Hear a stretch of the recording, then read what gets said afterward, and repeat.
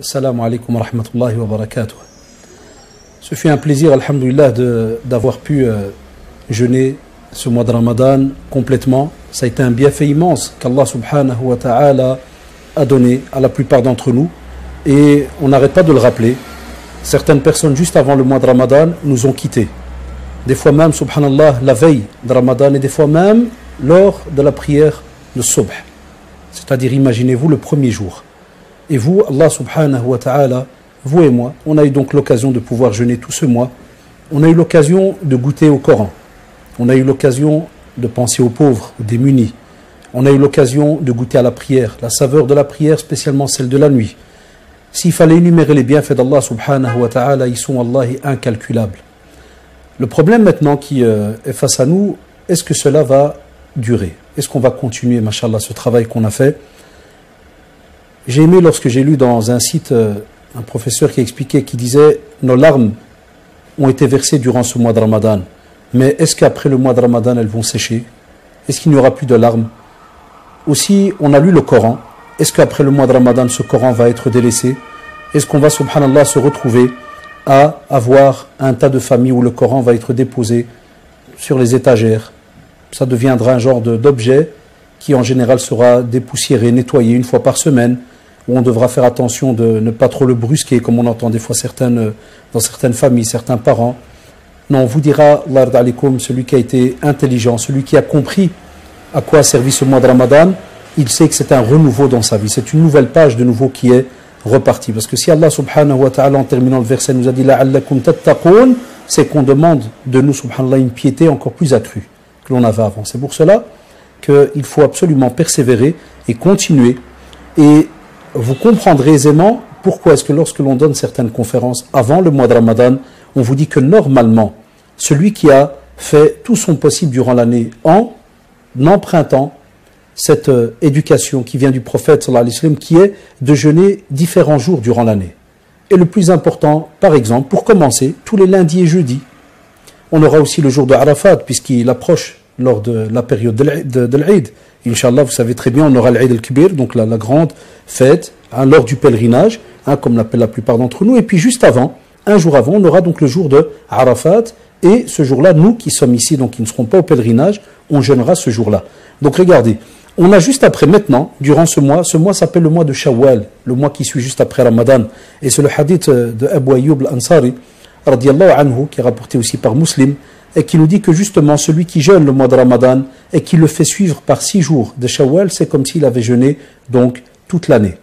Et bien voilà, ces 6 jours, vous pouvez alhamdoulilah les faire directement d'affilée, ou bien vous pouvez les faire donc séparément durant le mois. Si jamais vous avez des dettes à remettre, des jours de jeûne à remettre, spécialement par exemple des fois nos sœurs, à cause des règles, accouchement, allaitement qui s'est terminé, alhamdoulilah, et qui donc leur donne l'occasion donc de remettre leurs jours, eh bien on vous dit si jamais il y a trop de jours à remettre et ils vont dépasser les 30 jours ou 29 jours de Shawwal, alors vous pouvez faire les 6 jours de Shawwal et commencer alhamdoulilah vos dettes.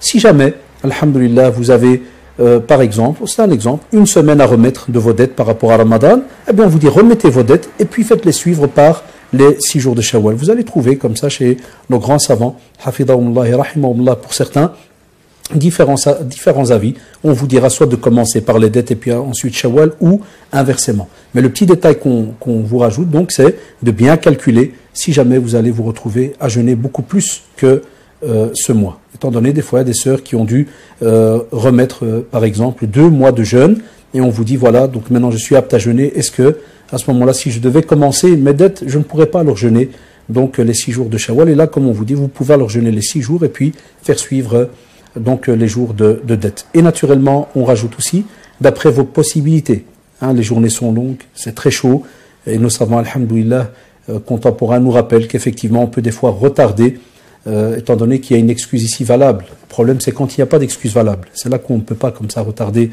une dette que l'on doit donc vis-à-vis d'Allah subhanahu wa ta'ala.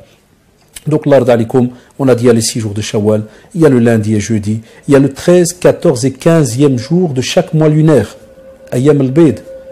Alors l'ard alikum, si vous calculiez un petit peu, 3 jours, mashallah, par mois, plus donc Ayyam al-Bayd, plus lundi et jeudi, ça nous fait très simplement 2, 4, 6. 6 jours pour les lundis et jeudis. Donc 2, 4, 6, 8. On va même dire 8 jours, excusez-moi. Plus donc Ayyam al-Bayd, donc 3. On est quasi à 11 jours. Alors 11 jours fois 10 mois. Vous avez compris, 110 jours de jeûne sur l'année. L'année prochaine, Inch'Allah, le mois de Ramadan qui viendra, Billah alaykoum, comment est-ce que vous allez être? Deuxièmement, vous allez être prêt pour jeûner. Troisièmement, le comportement. Ce que vous avez acquis maintenant durant le mois de Ramadan, Wallah, il va continuer de mois en mois. Le problème qu'on a dans la communauté, beaucoup de jeunes des fois nous disent, oui, mais après Ramadan c'est drôle, je ressens plus la même chose, ceci, cela. C'est tout à fait normal. Quel est ton programme après le mois de Ramadan? Est-ce qu'il y a une continuité? Tu as habitué ton corps à prier tous les jours. Tu as habitué ton corps à lire le Coran tous les jours. Tu as habitué ton corps à écouter du Coran tous les jours. Et tu veux qu'après le mois de Ramadan, tu arrêtes tout et tu veux reprendre, subhanallah, comme on dit, du jour au lendemain, au Ramadan prochain. Là, c'est une grosse erreur. C'est pour cela, Allah alaikum, on vous dit, rattachez-vous au Coran, rattachez-vous, alhamdoulilah, à sa lecture, son écoute et son apprentissage. Son apprentissage. Parce qu'il est souvent donc délaissé. Et on le voit maintenant, on a beaucoup de mosquées qui sont, subhanallah, dans le besoin, qui attendent que nos imams, qu'Allah les protège, viennent des fois du pays, que ce soit du Maroc, d'Algérie, Tunisie et autres. Donc, en général, nos pays musulmans envoient certaines délégations de lecteurs de Coran. Donc, on en a besoin, puisque effectivement, il y a une pénurie. Mais voilà, c'était ce petit rappel que je voulais vous faire et que je voulais partager avec vous. Tout d'abord, un rappel pour moi-même et pour vous, spécialement pour ce mois de Ramadan, qu'Allah subhanahu wa ta'ala agrée donc vos actions, vos prières, votre jeûne, mais aussi qu'Allah subhanahu wa ta'ala nous donne la force de pouvoir continuer après ce mois de mettre en pratique un tas d'actions. Et wallahi, et je le rappellerai jamais assez, nous avons une opportunité de mettre en pratique un tas d'actions autour de nous.